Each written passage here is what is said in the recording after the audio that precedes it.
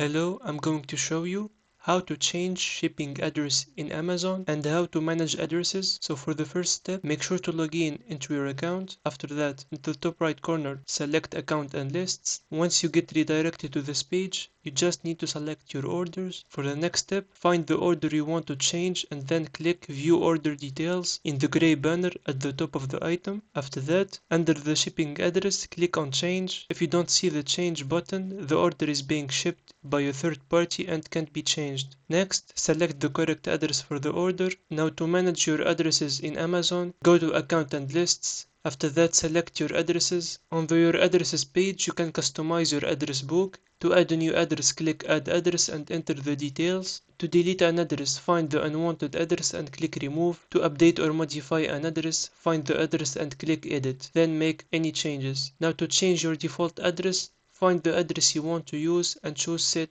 as default. If you find it helpful, make sure to like and subscribe and see you on the next one.